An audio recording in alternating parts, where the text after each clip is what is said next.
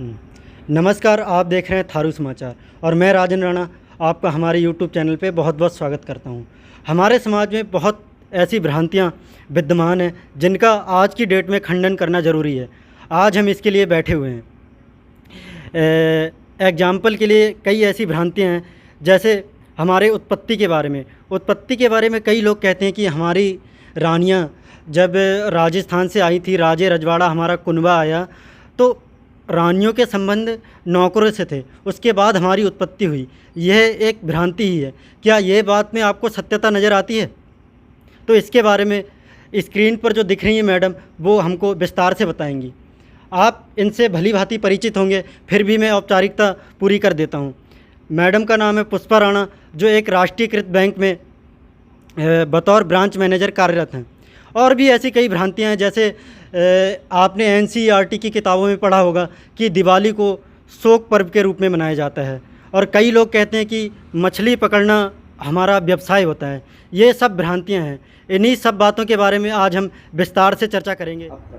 नमस्कार राणा जी, मैं बहुत बहुत बधाई दे रही हूँ आप लोगों को कि आप लोग दोबारा इस विषय पर चर्चा करने के लिए उत्सुक होकर के अपने इतिहास के बारे में जानकारी एकत्रित करने के लिए हम लोग आज फिर मिल बैठ कर के इस पर चर्चा करने के लिए इकट्ठा हुए हैं। और मुझे बहुत खुशी है कि ये जो अभियान हमने एक तरह से प्रारंभ किया है, इसको नेक्स्ट कड़ी के रूप में हम आगे बढ़ा रहे हैं।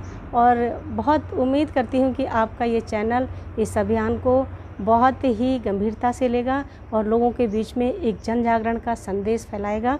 ये ही हमारा मुख्य उद्देश्य है और इसी के बारे में हम बराबर चर्चा करते रहेंगे। जैसा कि आपने कहा कि हमारी उत्पत्ति के बारे में भ्रांतियाँ हैं, मैं ये कहती हूँ कि ये भ्रांतियाँ हैं या फैलाई गई हैं।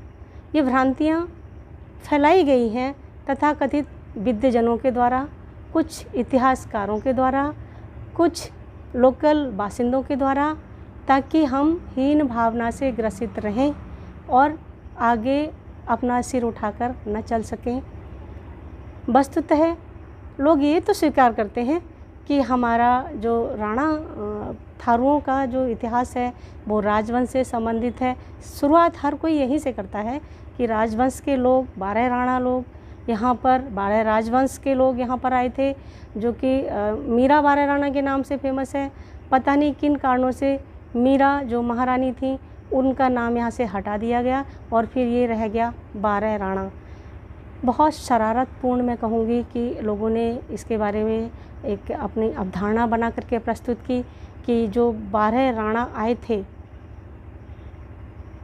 उन्होंने उनके साथ जो रानियाँ आई थीं उन्होंने कालांतर में अपने सेवकों के साथ, जो सेवक आए थे उनके साथ में विवाह संबंध स्थापित किए और उनसे जो संतान उत्पन्न हुई उन्हीं को वर्णशंकर संतान को राणा थारू का नाम दिया गया। ये बिल्कुल निराधार और गलत प्रतीत होता है, क्योंकि अगर 12 राजवंश यहाँ पर आए थे तो उन्होंने अपने प्रियजनों की सुरक्षा के लिए, महारानियों की, रानियों की, राजवंश के स्त्रियों की, बच्चों की सुरक्षा के लिए, ये अस्तित्व रक्षा के लिए यहाँ पर कूटनीतिक तौर पे इस तराई के सघन क्षेत्र में आए थे। और मैं आपका ध्यान दिलाना चाहती हूँ राजन जी कि 1528 ईस्वी के आसपास महाराणा प्रताप जी के समय से पूर्व उनके पिताश्री महाराणा उदय सिंह जी जब मेवाड़ पे राज कर रहे थे, उस समय भी अकबर ने कई मर्तबा आक्रमण किया मेवाड़ पे, और बार बार युद्ध होने की स्थिति में ये सलाह परामर्श किया गया और उनके जो सिपह सालार थे, उनके जो सामंत थे, उन्होंने ये आग्रह किया महाराणा उदय सिंह जी से कि आप कृपया सुरक्षित स्थान पे अपने परिवार के साथ कहीं चले जाएं और वहाँ से हमारा मार्गदर्शन करें, ताकि हम इन मुग़ल आक्रांताओं से लोहा ले सकें। और ऐसा ही बार बार मना करने के बाद भी जब आग्रह किया गया तो कूटनीतिक तौर पे निर्णय लेते हुए महाराणा उदय सिंह जी गोगुंदा की पहाड़ियों में जाकर के शरण उन्होंने ली। और वो 5000, ऐसा कहा जाता है कि वो 5000 सैनिकों के साथ उस गोगुंदा की पहाड़ियों में उन्होंने शरण ली थी और वहीं से फिर युद्ध का संचालन वो करते रहे थे। मैं समझती हूँ ये सिलसिला जो तराई क्षेत्र में आने का है, यहीं कहीं से हमारा इतिहास छिपा हुआ है, क्योंकि हम लोग महाराणा प्रताप को अपना वंशज मानते हैं और हमारे जुबान पे हमारे बड़े बूढ़ों के महाराणा प्रताप रहता है। इसका मतलब है कि महाराणा उदय सिंह जी ने जो परिपाटी शुरू की थी कूटनीतिक तौर पे, वो महाराणा प्रताप सिंह जी के समय में भी रही होगी। उन्होंने भी ऐसा ही किया, अपने राजवंश को बचाने के लिए कूटनीतिक तौर से निर्णय लेकर के इन सघन सुदूर प्रदेशों में भेजा। हमारी उत्पत्ति कहते हैं कि राणाओं के वर्णशंकर से हुई, ऐसा नहीं है। जो आपको मालूम है राजपूती इतिहास, जो रानियां जौहर करती थीं ताकि वो पराधीन ना हो, किसी पर पुरुष के हाथ ना लगें, जो रानियां साका करती थीं ताकि अगर राजपूत वीर विचलित हो जाएं, वो युद्ध में जाने से कि महारानियों रानियों की रक्षा कौन करेगा, परिवार की रक्षा कौन करेगा, वो अपनी प्राणों की बलि जौहर की तरह अग्नि में कूद करके दे देती थी। इसको साका कहते थे। और फिर जो वीर क्षत्रिय थे वो केसरिया करते थे, खून बहाते थे, युद्ध के लिए ललकारते थे, शत्रु पर टूट पड़ते थे कि अब हमारे पास रक्षा के दायित्व से हमारे परिवार ने हमको मुक्त किया। क्या वो अपनी रानियों को नौकर चाकरों के साथ छोड़ सकते हैं? क्या ऐसा संभव है? कदापि नहीं। बिल्कुल मैं इस मत से सहमत नहीं हूँ और ना ही हमारे लोग सहमत होंगे। हमारे जो लीडिंग रोल में हमारे जो अग्रणी लोग हैं हमारे समाज के, मैं उनसे निवेदन करती हूँ कि इन तथ्यों पे बखूबी वो मनन करें, इन पर लोगों को जागरूक करें इन तथ्यों के बारे में। और जब भी हमारा महाराणा जयंती या कोई भी और भी ऐसे समारोहों का आयोजन किया जाता है, उसमें बिल्कुल पूरे इतिहास को संक्षिप्त रूप में रखा जाना चाहिए।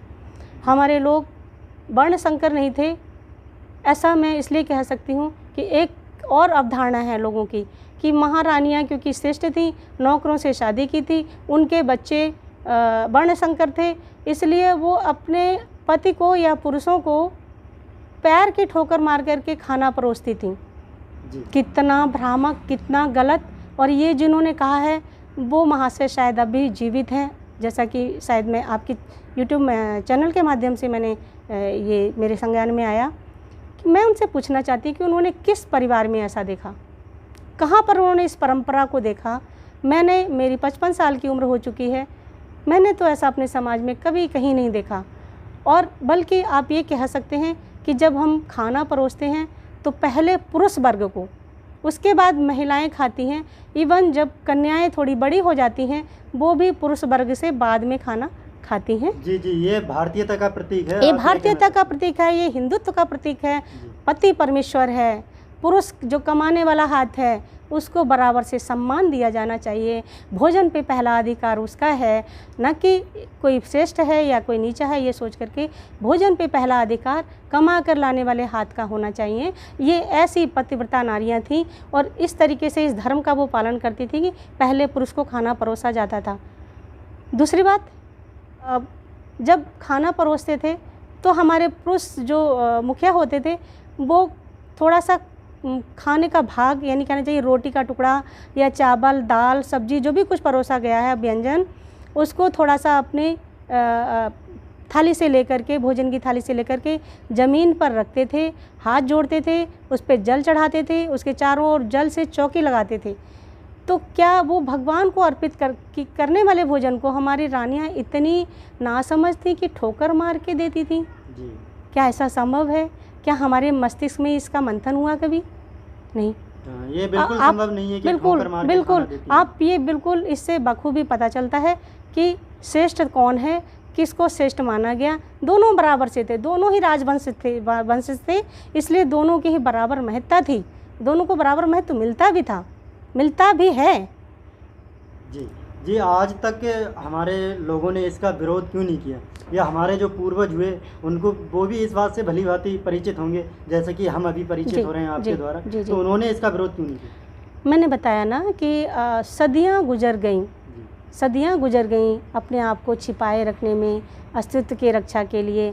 और समय के साथ सारी चीज़ें बदलती गईं।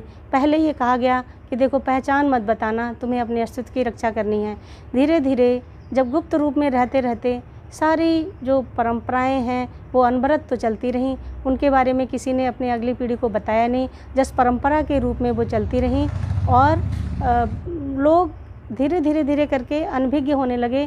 किसी ने इतने सरल स्वभाव के हो गए, कभी विरोध नहीं करते थे कि उनको ये कहा गया था कि क्षत्रिय विरोध जरूर करता है, अब इस समय तुम्हें सहनशीलता का धर्म पालन करना है, तुम्हें अपने अस्तित्व को बचाए रखने के लिए लोगों के प्रति सहनशील होना पड़ेगा, जो कहें उसको चुपचाप उस समय आप विरोध ना करना, चुपचाप सह लेना, क्योंकि तुम्हें उनके साथ रहना है। और इसीलिए लोगों ने विरोध नहीं किया, ना उन्होंने हाँ कहा ना कहा, जो उन्होंने कहा बस ठीक है तुमने कह दिया हमने सुन लिया। तो इस तरह की परिपाटी चल निकली। लोगों ने विरोध करने का मन उन्होंने मन बना लिया कि अब विरोध नहीं करना है। क्यों नहीं करना है? क्योंकि पूर्वजों ने कहा था। ये परंपरा चल पड़ी, इसलिए हमारे लोगों ने विरोध नहीं किया। और दूसरी बात यह है कि धीरे धीरे जागरूकता भी कम हो गई। जब वो गुप्त स्थान में रहते रहते जागरूकता, शिक्षा, समाजीकरण की सारी चीज़ें, सब समस्याएं सामने आ खड़ी हुई। आर्थिक रूप से कमज़ोर हो गए तो बहुत ज़्यादा विरोध करने की स्थिति में नहीं थे और अपना भला इसी में समझा कि कम से कम उस समय तक अपनी जुबान पे लगाम रखिए जब तक कि हम सक्षम नहीं हो जाते। जी, कुल मिलाकर अपने आप को हाइड करने के लिए लोगों ने उस समय विरोध नहीं किया। बिल्कुल हाइड इसीलिए कायरता से नहीं, कूटनीति बस, मैंने पहले भी कहा कूटनीति बस हमने हाइड किया कि हमें अपनी पहचान उजागर नहीं करनी है, क्योंकि हम अपने परिवार को, अपने वंश को अभी बचाए रखने के लिए ज़्यादा महत्वपूर्ण है, उसको बचाए रखना ज़्यादा महत्वपूर्ण है। बजाय हम संघर्ष करने वाले संघर्ष कर रहे हैं, वीर योद्धाओं को छोड़कर आए थे, वो संघर्ष कर रहे थे, दूसरी फ्रंट पे हमें अपने अस्तित्व को बचाए रखना था, हमें अपने वंशावलियों को आगे बढ़ाना था। इसके लिए हमने विरोध की भावना छोड़ दी थी। जी, मैंने 25 साल मेरी उम्र है मैडम, मैंने आज तक नहीं देखा कि मछली का व्यवसाय हम लोग करते हैं। बिल्कुल, मछली पकड़ के व्यवसाय करते हैं। हाँ, अगर मछली पकड़ते भी हैं तो कुछ अनुष्ठान होते हैं जो पब्लिकली अनुष्ठान, उसमें शगुन के रूप में मछली चढ़ाई जाती है हमारे यहाँ राणा लोगों में। तो लोगों में ये भ्रांतियाँ कैसे उदय हो गई कि ये लोग मछली पकड़ के व्यवसाय करते हैं या मछली पकड़ना बुरा काम है, ये भ्रांतियाँ कैसे उत्पन्न हो गई? बहुत बहुत बढ़िया प्रश्न है राजन जी। हर चीज़ के अच्छे और बुरे पहलू होते हैं। जब आप लॉजिकल तरीके से किसी चीज़ का अध्ययन करेंगे तभी आप पाएंगे कि उसकी खूबियाँ क्या हैं, उसकी कमियाँ क्या हैं। देखिए, हमारे पूर्वज इतने ज़्यादा नॉलेज से पूर्ण थे, उनको पता था कि मछली यानी जिसको हम शगुन के रूप में हर मौके पर प्रस्तुत करते हैं, वो जीवन का प्रतीक है। सबसे पहले पृथ्वी पर जलचर जलीय जीवों का प्रादुर्भाव हुआ, उसके बाद थलचर जीवों का, उसके बाद नभचर जीवों का, ये साइंस कहता है। तो जीवन का प्रारंभ कहाँ से हुआ? मछली से। मछली एक ऐसे प्रतीक के रूप में आई कि अगर आप जीवन का जो मतलब है वो कहाँ से उत्पत्ति कहाँ से हुई है, कहाँ से शुरू होता है, आप इसको हमेशा याद रखें। तो जल का भी महत्व उससे मालूम होता है कि जल के बिना जीवन नहीं है और जल से ही जीवन शुरू हुआ है। इस चीज़ को प्रतीक रूप में बताए रखने के लिए, अपनी पीढ़ियों को आगे जागरूक रखने के लिए हमारे लोगों ने शगुन के रूप में मछली, और ये मैं देखती हूँ कि दूसरी जातियों में भी वो लोग चांदी की मछली चढ़ाते हैं। हाँ, चढ़ाते तो मछली ही हैं, शगुन में शगुन के तौर पे मछली ही प्रस्तुत की जाती है। और दूसरी बात यह है कि ये पौष्टिकता से भरपूर थी। उस समय हमारे खाने के लिए कोई साधन नहीं थे, इसलिए हमने जो कुछ सुलभ अवेलेबल था, हमारे पूर्वजों ने उसको, क्योंकि नौकर चाकर नहीं थे, खुद ही मछली मार करके लाए, खुद ही उसका शिकार किया, खुद ही बनाया, खुद ही खाया। ये एक परिपाटी फिर चल निकली, क्योंकि उससे ज़्यादा पौष्टिक दूसरी चीज़ नहीं थी। तो ये भी एक प्रचलन का कारण रहा। और तीसरी चीज़ मैं ये कहना चाहती हूँ कि हमारे यहाँ मछली मारी ज़रूर जाती है, लेकिन इसका कभी व्यावसायिक उपयोग नहीं हुआ। लोग कहते हैं कि इनके मुख्य पेशे में से एक पेशा मछली मारना भी है खेती के अलावा। कितना गलत कहते हैं। आजीविका का मतलब वो लोग बता सकते हैं क्या होता है? जिससे धनार्जन हो और आपकी जीविका चले, उसको हम आजीविका कहते हैं, आजीविका के नाम से संबोधित करते हैं। तो हमारे बड़े बूढ़ों ने, बुजुर्गों ने, पूर्वजों ने कभी भी मछली मार के बेचा नहीं। वो आजीविका कैसे हो गई? सिर्फ अपने प्रयोग भर के लिए वो उसका उपयोग करते थे, वो लाते थे। अगर एक्सेस भी है, कभी मिल गई तो परिवार में आसपास के लोगों को बांट दिया करते थे। जी। कभी भी उसको पैसों लेकिन के कभी बल पे तोला नहीं, धन के लिए उसे धनार्जन बेचा के लिए या उसका व्यवसाय नहीं किया उसने। कभी नहीं किया। और सगुन के रूप में मछली का जो प्रयोग है, मैंने बताया, जीवन से संबंधित है, पौष्टिकता से संबंधित है। और हमारे जो राजपूताना जो शुभ कार्य होते हैं। क्षत्रिय ना जो क्षत्रिय भोजन के एक वर्ग है ना कि राजसी भोजन, तामसी भोजन, सात्विक भोजन। तो सात्विक भोजन, राजसी भोजन हमारा जो क्षत्रिय के अनुरूप था, वो मांस भक्षण भी उसमें था, मदिरा भी पिया जाता था। तो इसलिए ये थोड़ा बहुत परंपरा के रूप में हमारे समाज के साथ में आ गई। जी। तो देखिए, जैसा कि मैडम ने मछली पकड़ना, जो कुछ लोग कहते हैं कि व्यवसाय है हमारा, और इसके अलावा उत्पत्ति के बारे में मैडम ने कि कई लोग कहते हैं कि रानियों के संबंध नौकर चाकर से थे जब वो आए थे यहाँ पे। तो ये सब भ्रांतियाँ ही हैं। इस बात का खंडन करना भी ज़रूरी है। मैं खुद आपसे कह रहा हूँ अपने चैनल के माध्यम से कि इस बात का खंडन करिए, आप हमारे लोगों को जागरूक करिए, एक दूसरे को बताइए। ऐसा सत्य कभी नहीं है और कभी हो भी नहीं सकता ऐसा सत्य। जी मैडम, दिवाली बुराई पर अच्छाई की जीत के तौर पर पूरे भारतवर्ष में बड़े हर्षोल्लास के साथ मनाई जाती है, लेकिन किताबों में हम पढ़ते हैं कि राणा थारू में दिवाली शोक पर्व के रूप में मनाई जाती है। मैंने तो अपने जीवन में अभी तक कभी देखा नहीं कि दिवाली को भाई शोक पर्व के रूप में मनाया। मैंने जितनी बार भी दिवाली मनाई अपने जीवन में, हर बार बड़े हर्षोल्लास के साथ मनाई। इसके बारे में क्या कहेंगे? बिल्कुल राजन जी, मैं कह रही हूँ, आपने बहुत बहुत ही महत्वपूर्ण जो चुनिंदा सवालों को चुन करके मेरे समक्ष रखा है, उसका उत्तर आप मुझसे चाहते हैं। मैं आपको बखूबी बता सकती हूँ कि जो ये भ्रांति फैलाई गई कि हमारे पूर्वज थार मरुस्थल में रहते थे, और जब रामचंद्र जी ने सीता जी की खोज के लिए समुद्र से रास्ता मांगा कि आप अपना जल स्तर महाराज नीचे कर लीजिए, और ताकि हमारी जो सेना है वो लंका पर चढ़ाई कर सके, और आप हमारा ये आग्रह मान लीजिए। समुद्र ने रास्ता देने से मना कर दिया। तब लक्ष्मण जी ने उनको कहा कि सठम साठ्यम समाचरित, आप इससे सठ को, दुष्ट को दुष्टता की भाषा से बात करिए, उसी भाषा में उन्हें समझाइए। आप अग्निबाण छोड़िए भ्राता, और जिससे कि इसका पानी पूरा आप सोख लीजिए, पूरे पानी को इसका समाप्त कर दीजिए, ऐसा उन्होंने गुस्से में कहा। तो भगवान रामचंद्र जी ने अग्निबाण, जब वो अंततः समुद्र नहीं माने, तो अग्निबाण उन्होंने अपनी प्रत्यंचा पे चढ़ाया और समुद्र पे मारने के लिए उद्यत हुए। लेकिन उसी समय समुद्र प्रकट होकर के आग्रह करने लगे, नाथ मुझसे गलती हो गई है, क्षमा करें, क्षमा करें, सारे जलीय जीव इसमें नष्ट हो जाएंगे, बहुत बड़ा अनिष्ट हो जाएगा, पूरी धरा पर हाहाकार हो जाएगी, पूरा प्राकृतिक संतुलन बिगड़ जाएगा, आप इस अग्निबाण को कृपया ना चलाएं। भगवान रामचंद्र जी ने कहा कि नहीं, ये अग्निबाण तो चल के रहेगा, एक बार हमने जो ठान लिया वो होके रहता है, इसलिए अब ये वापस प्रत्यंचा पे वापस नहीं जा सकता, इसको तो चलाना ही पड़ेगा।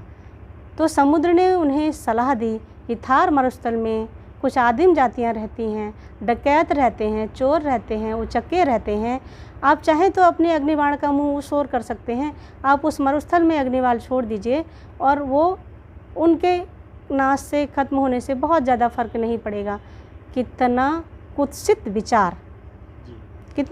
विचार कि जब वो अग्निबाण वहाँ छोड़ी गई तो लोग कहते हैं वो जो वहाँ रहते थे बासिंदे, चोर डकैत, वो राणा थे, वो थारू थे, इसलिए उनकी संतति मारी गई, वहाँ उनका विनाश हुआ रामचंद्र जी के द्वारा।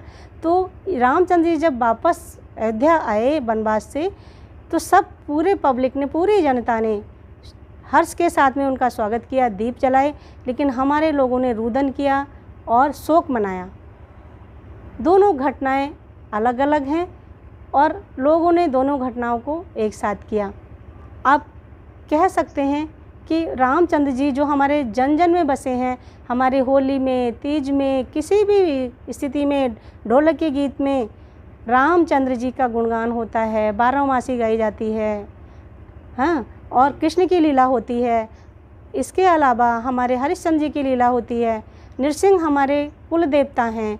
नारसिंह जिसको बोलते हैं नृसिंह अवतार, जो भगवान विष्णु यानी राम से संबंधित हैं, वो हमारे कुल अधिष्ठात्री देवता हैं। हम उनसे बैर कैसे कर सकते हैं?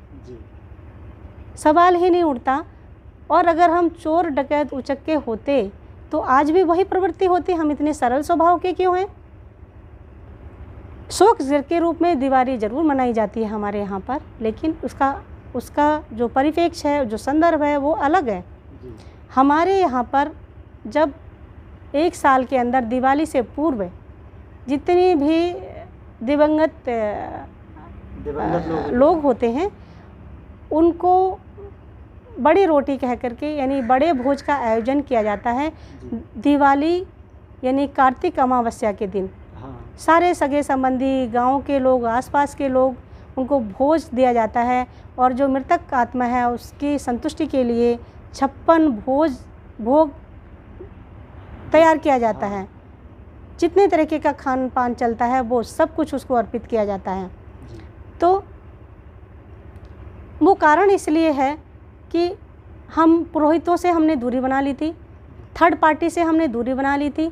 अब इसमें हम कैसे पता करें कि शुभ लग्न कौन सा है, कौन सा कार्य करने के लिए शुभ लग्न कौन सा है, कब आसानी से वो चीज़ सिद्ध हो सकती हैं? हमारे पूर्वजों ने अमावस्या का दिन चुना।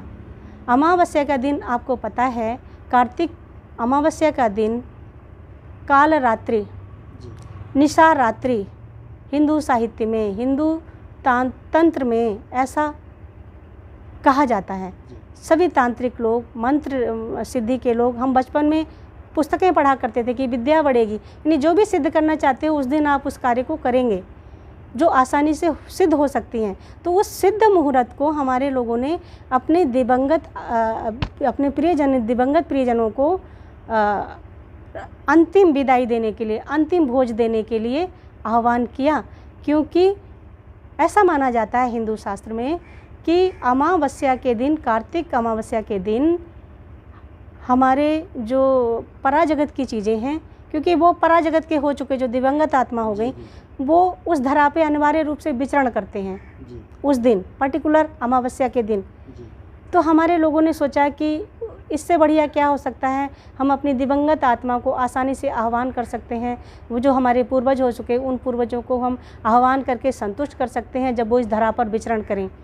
तो लोगों ने उस दिन बड़े भोज का, यानी दिवाली के नाम से हम लोग बोलते हैं, दिवाली का आयोजन किया। और उनकी याद में इमोशनल होकर के, भावुक होकर के, भावपूर्ण होकर के रोना, चिल्लाना, जो भी कुछ है उनको याद करना, ये शुरू किया। इसलिए रोते हैं, इसलिए शोक मनाते हैं। लेकिन ये उन्हीं घरों में होता है जिनके घर में उस वर्ष में कोई प्रियजन दिवंगत होते हैं। सभी लोग ऐसा नहीं करते। बाकी लोग हर्षोल्लास के साथ में मनाते हैं, दिए जलाते हैं, देवता में चौका लगाते हैं, पूजन करते हैं, लक्ष्मी जी का आह्वान करते हैं। लेकिन जिनके यहाँ पर शोक होता है वो उस वर्ष, उस दिवाली को, उस त्यौहार को एक साल तक नहीं मनाते हैं। इसलिए वो उसको शोक पर्व के रूप में मनाते हैं। ये आप अच्छी तरह से बता दीजिए, लोगों को समझा दीजिए। जिन्होंने भी इस भ्रांति को फैलाया है, कृपया अपने आप को करेक्ट कर लें। जी, देखा आपने, मैडम ने दिवाली शोक पर्व के रूप में मनाई जाती है, इस बात में कितनी सत्यता है, इस बारे में बहुत अच्छे तरीके से समझाया। देखिए मैडम, हमारे कुछ इतिहासकार या कुछ लोग कहें अभी भी हमें बौद्ध धर्म से जुड़ता हुआ देखते हैं, लेकिन हम अपने जीवन में देखते हैं हमारे आसपास ही नानक मत्ता, खटीमा, सितारगंज, हमारे यहाँ पूर्ण रूप से हिंदू धर्म का पालन किया जाता है। भगवान शिव की पूजा की जाती है और माता पार्वती की पूजा की जाती है। रामचंद्र जी हमारे हर घर में पूजे जाते हैं। तो कुछ लोग बौद्ध धर्म से क्यों जोड़ते हैं? इस पर भी मैं प्रकाश डालना चाहूँगी। जहाँ तक मेरी जानकारी है, ऐसा बताया जाता है कि हमारे यहाँ जो भूमिसेन की स्थापना होती है, भूमि देवता की स्थापना होती है नगर के बाहर, यानी ग्राम के बाहर, और उसमें उनको ग्राम की रक्षा का भार दिया जाता है भूमिसेन को।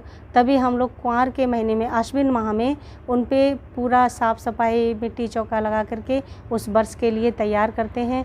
उनको भेंट प्रसाद चढ़ाई जाती है, तब जाके घर में लिपाई पुताई शुरू होती है। और वो जो आकार है हमारे भूमिसेन का वो आयताकार है और उस पर कुछ छोटी छोटी सी 8-10 पिंडियाँ भी बनाई जाती हैं। इससे लोग ये लगाते हैं कि ये तो बौद्ध स्तूप की तरह है, बिल्कुल उसी की तरह इसका आकार है, ढांचा है, इसलिए ये कभी बौद्ध रहे होंगे। लेकिन बहुत दुखद है कि वहाँ पर जो पूजा होती है वो 7 भवानी माँ दुर्गा की पूजा होती है, वहाँ पर पूर्वा की पूजा होती है, वहाँ पर दुर्गा जी की पूजा होती है, वहाँ पर पछले भगवान शिव की पूजा होती है, वहाँ पर हमारे एक पूर्वज की पूजा होती है जो कि तंत्र मंत्र विद्या में बहुत ही पारंगत होते थे। उनको उनके दिवंगत होने के बाद भी उनकी स्थापना वहाँ कर दी जाती थी, क्योंकि वो 1 नहीं 2 नहीं 12 गांव के रक्षा का भार उनके ऊपर था। वो तंत्र विद्या से मंत्र विद्या से लोगों के स्वास्थ्य का ध्यान रखते थे, लोगों को सगुन बताते थे, लोगों की हर समस्या का समाधान करते थे। ऐसे पूज्य पूर्वजों को भी उस देवता के तुल्य मान करके वहाँ पर उनको स्थान दिया गया। तो ये जो बौद्ध स्तूप से हमारी भूमिसेन की तुलना करना बिल्कुल ही रिलेट नहीं हो सकता है, क्योंकि भगवान बुद्ध स्वयं ही मूर्ति पूजा के खिलाफ थे, वेदों के खिलाफ थे। एक हिंदूवादी जो प्रतीक चिन्ह हैं वो एक बौद्ध स्तूप में कैसे स्थापित हो सकते हैं। और हमने तो अपने आसपास अपने पूर्वजों से, निकट पूर्वजों से कभी नहीं सुना कि वो बौद्ध हैं, वो ये हैं। अब तो धर्म परिवर्तन देखे जा रहे हैं, लेकिन उसमें भी बौद्ध अभी भी नहीं है कोई। अब लोग क्रिश्चियन बन रहे हैं, लोग और अन्य धर्मों को अपना रहे हैं, राधा स्वामी बन रहे हैं, लोग निरंकारी बन रहे हैं, बहुत कुछ अब धर्म परिवर्तन हो रहा है। ये भी उनकी सामाजिक कमजोरी को पकड़ करके ही हो रहा है। ये भी, इसको भी रोकने की आवश्यकता है। मैं कहती हूँ इसके प्रति भी अपनी सभ्यता पे गर्व करना सीखिए, अपनी सभ्यता में समाधान ढूंढिए। हमारे जो देवता थे, छोटे बच्चों को नहला करके जब माँ मायके जाती थी उसकी, तो वहाँ पर धोक लगाना बोलते हैं, उसको पूजा पैर छू के जाते थे, उसको धोक लगा करके जाते थे, प्रणाम करके जाते थे और वो सलामत रहते थे, सुखद स्थिति में रहते थे। ऐसा हमारे देवी देवताओं का प्रभाव है और लोग दूसरे धर्मों की ओर निहार रहे हैं। इन सब अपनी सभ्यता की अच्छी सारी बातें होते हुए भी, तो इसके बारे में भी हमारे लोग विचार करें और इसको रोके जाने की बहुत ज़्यादा आवश्यकता है। और इसीलिए लोग कहते हैं कि हम शायद बौद्ध थे।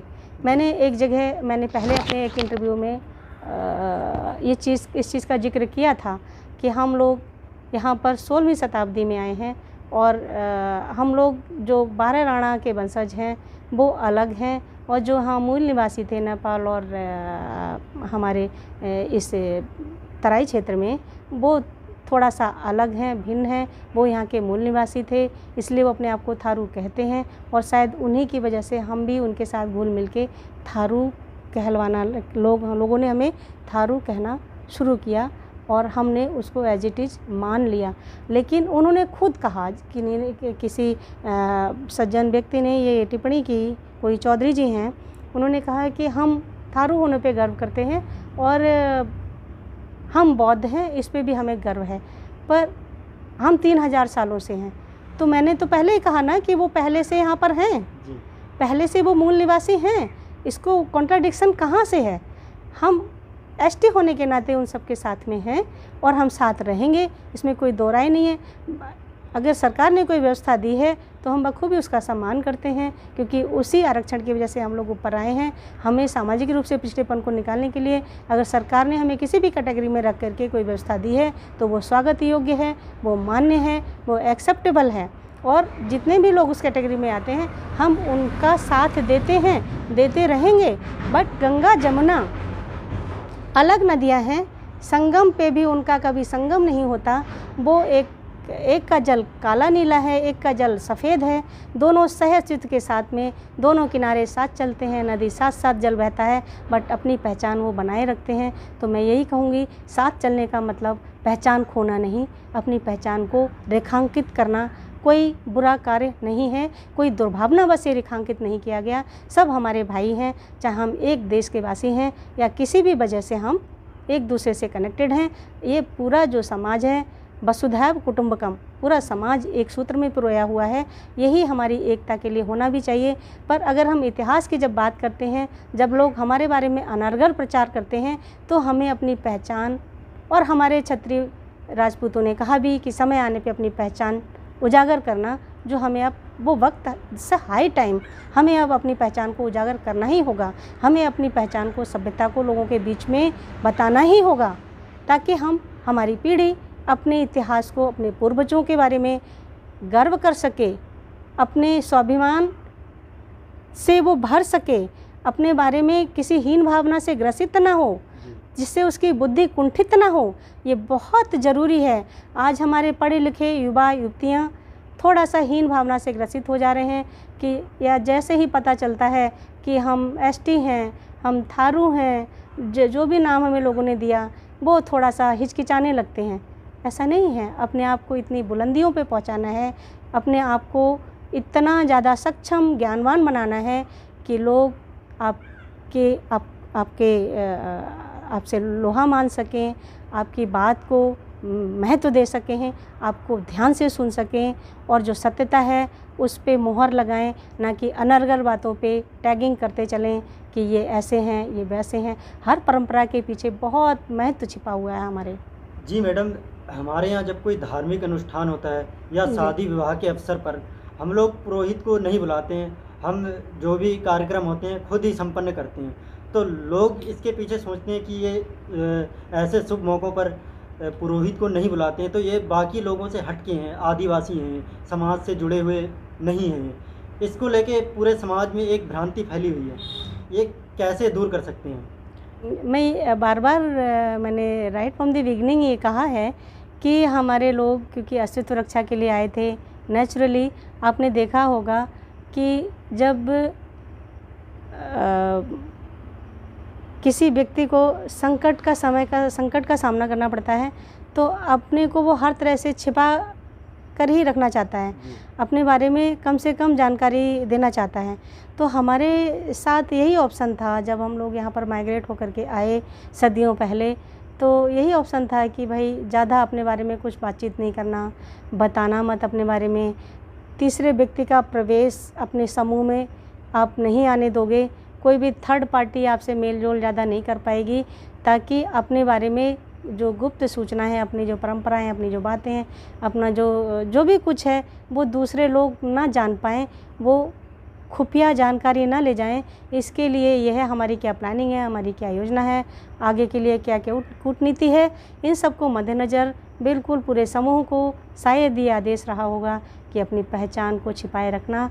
गलती से भी कोई यहाँ के बासिंदे, कोई भी व्यक्ति आपसे कुछ पूछे तो उनसे सिर्फ इतना ही कहना कि हम आपके लोग हैं, हम थारो हैं, और आप पूछे कि कहाँ रह रहे हो तो बता देना है कि यहीं कहीं पेड़ के तरु के नीचे हैं। तो लोग वही नाम से संबोधन करने लगे, थरुआ हैं, तारू हैं, ऐसा लोग संबोधन करने लगे, और हमने उसका विरोध नहीं किया। अब क्योंकि उतने बस उत्सुकता बढ़ेगी नहीं, आपने उनकी बात मान ली तो क्रॉस क्वेश्चन फिर होगा नहीं। तो इस वजह से लोगों ने किसी भी थर्ड पार्टी में कहना चाहिए कि किसी भी बाहरी व्यक्ति का प्रवेश एक तरह से निषिद्ध था। तो हम लोगों ने किसी भी ओकेजन पे, किसी भी धार्मिक अनुष्ठान, बच्चे का जन्म हो, नामकरण हो, शादी विवाह हो, कोई शादी विवाह हो, कोई मृत्यु संस्कार हो, कोई और बीच के संस्कार हों, अन्नप्राशन हो, चूड़ामणि, कुछ भी संस्कार हों, उस सब के लिए हम लोगों ने किसी भी, चाहे वो ब्राह्मण ही क्यों ना हो, हमने उनको अलग रखा, और हमारे सारे कार्य अपने समूह के अंदर पूर्णतः एक आत्मनिर्भर समाज के रूप में हमने अपने आप को ढाला, विकसित किया। हमारी अपनी पंचायत व्यवस्था होती थी, हमारे अपने ही नियम कानून होते थे, अपने ही लोग उसकी व्यवस्था देते थे, और तीसरे किसी भी व्यक्ति का हस्तक्षेप हमने नहीं होने दिया।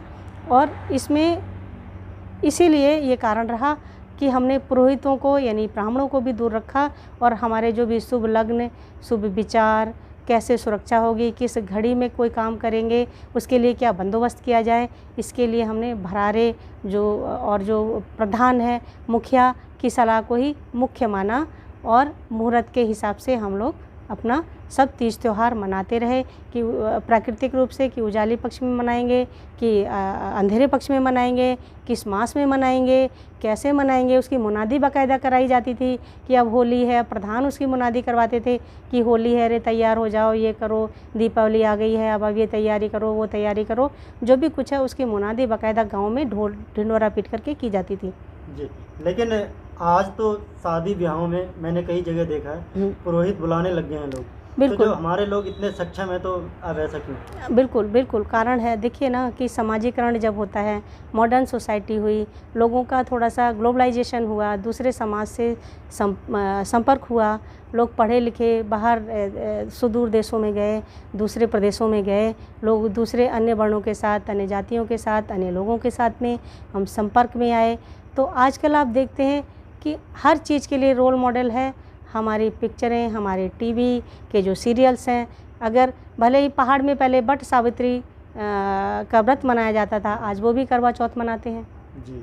हमारे यहाँ भाई बंधों की रक्षा के लिए तीज का त्यौहार मनाया जाता था, आज हम रक्षाबंधन मनाते हैं। जी।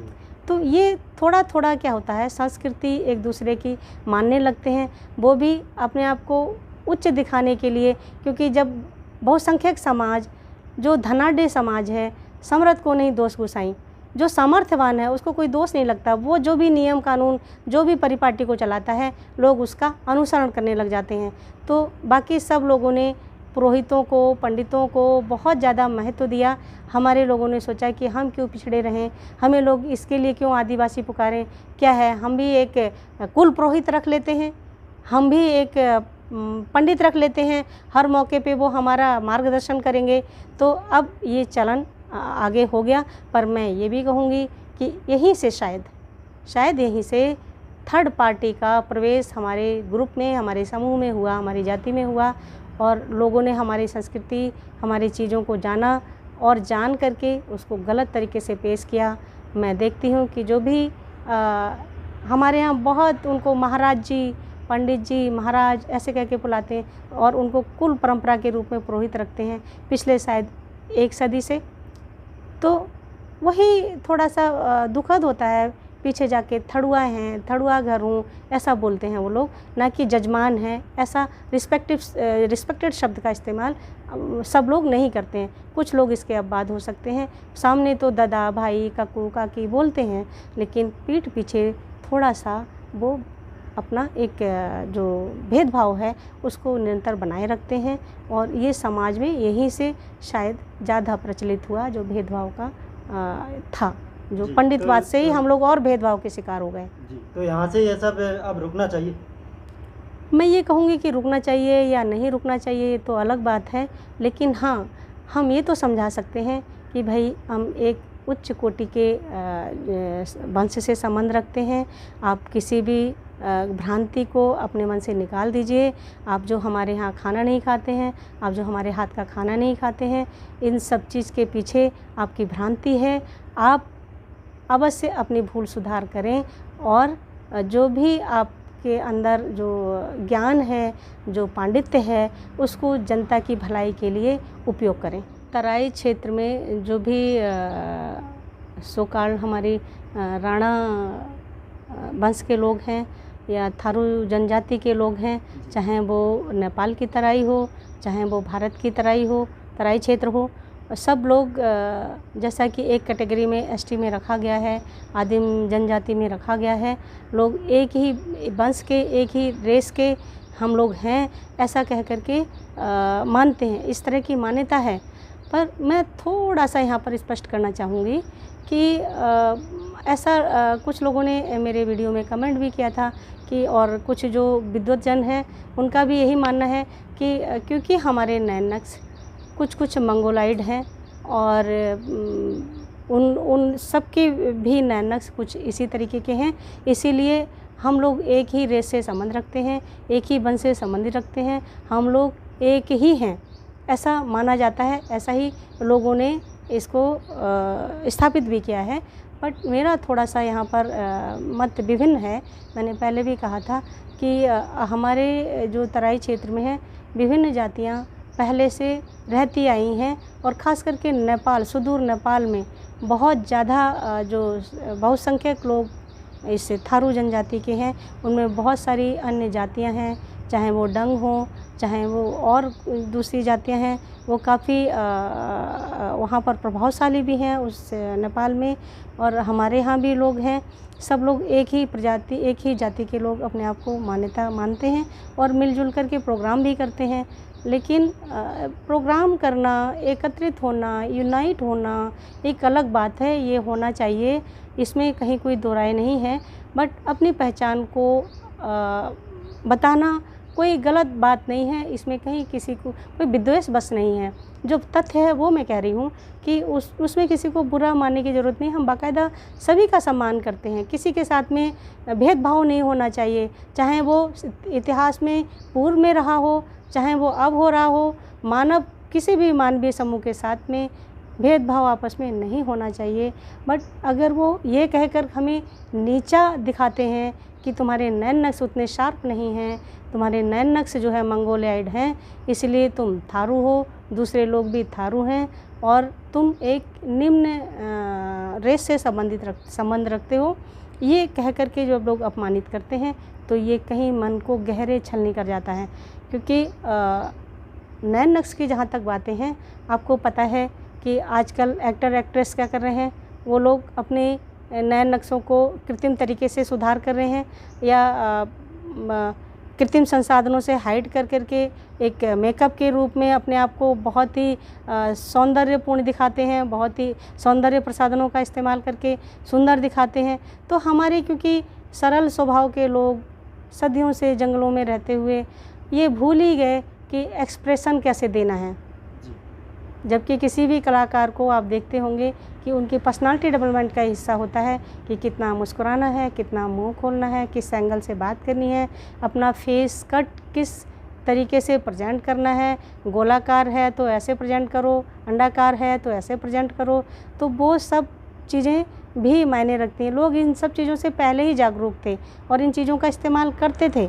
हमारे लोग इन चीज़ों से दूर थे, तो इसलिए बहुत संख्यक लोग ऐसे दिखाई देते थे जैसे सुंदर नहीं है, क्योंकि पहनावा भी एक गरीबी के कारण, आर्थिक रूप से विपिन होने के कारण उतना ज़्यादा कहना चाहिए कि राजसी नहीं था, एक सामान्य पहनावा था।